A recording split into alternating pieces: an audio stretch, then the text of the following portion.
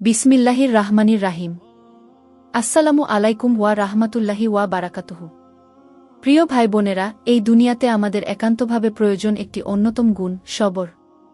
আজকের এই আলোচনায় আমরা জানব কেন আমাদের সবর করতে হয়, সবরের অসীম গুরুত্ব এবং আল্লাহর পথে সবর আমাদের কত বড় পুরস্কারের দিকে নিয়ে যায়। প্রিয় মুসলিম ভাই বোনেরা, আল্লাহ সুবহানাহু ওয়া তাআলা কোরআনে বলেছেন, নিশ্চয় আমি তোমাদের পরীক্ষা করব ভয়, ক্ষুধা, সম্পদ এবং জীবনের নানা দুঃখ কষ্টের মাধ্যমে। তবে যারা সবর করবে তাদের জন্য রয়েছে বড় পুরস্কার। সূরা বাকারা, আয়াত নং ১৫৫। প্রতিটি পরীক্ষা, প্রতিটি দুঃখ আমাদের আল্লাহর দিকে একধাপ করে এগিয়ে নেয়। আল্লাহ আমাদের পরীক্ষার মাধ্যমে আমাদের ঈমান যাচাই করেন এবং ধৈর্যধারণের মাধ্যমে আমাদের মনোযোগ ও বিশ্বাস আরও দৃঢ় করে দেন। প্রিয় মুসলিম ভাই বোনেরা, আমাদের প্রিয় নবী মুহাম্মদ সাল্লাল্লাহু আলাইহি ওয়াসাল্লাম এর জীবনে যত বড় কষ্টই আসুক, তিনি কখনো ধৈর্য হারাননি। যখন মক্কার কাফেররা তাকে অপমান করেছিল, তিনি শুধু আল্লাহর উপর ভরসা রেখেছিলেন। তার কাছে প্রতিশোধের কোনো স্থান ছিল না, ছিল শুধু আল্লাহর দিকে ফিরতে চাইবার এক অনন্ত বিশ্বাস। এমনকি ইউসুফ আলাইহি ওয়াসাল্লাম এর জীবনের কষ্ট আমাদের জন্য এক বিরাট শিক্ষা। তার ভাইয়েরা তাকে অন্ধকার কূপে ফেলে দিয়েছিল, কিন্তু ইউসুফ আলাইহি ওয়াসাল্লাম কখনো আল্লাহর ইচ্ছার বাইরে কিছু করেননি। তিনি সবর করলেন, ক্ষমা করলেন, আর শেষ পর্যন্ত আল্লাহ তাকে রাজার মুকুট দিলেন।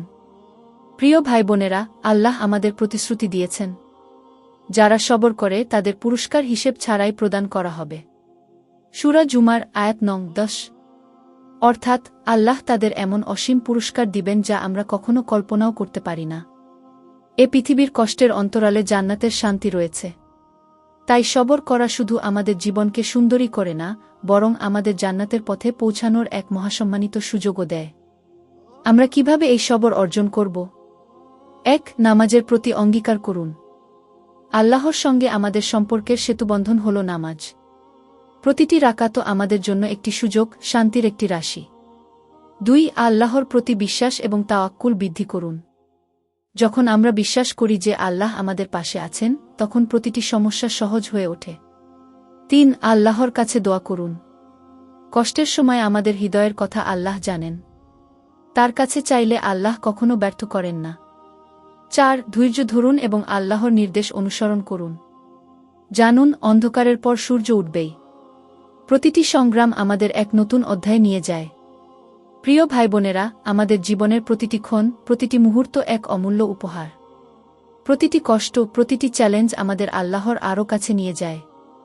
আর যখন আমরা সবর করি, আমাদের কাছে তার রহমত আর পুরস্কার পৌঁছে যায়। তাহলে আসুন আমরা সবাই আল্লাহর পথে দৃষ্ট পদক্ষেপ রাখি, সবর করে জান্নাতে পৌঁছানোর প্রস্তুতি গ্রহণ করি। আল্লাহ আমাদের সবাইকে ধৈর্য ধারণের ক্ষমতা দান করুন এবং জান্নাতের সুউচ্চ স্থান নসিব করুন। আসসালামু আলাইকুম ওয়া রাহমাতুল্লাহি ওয়া বারাকাতুহু।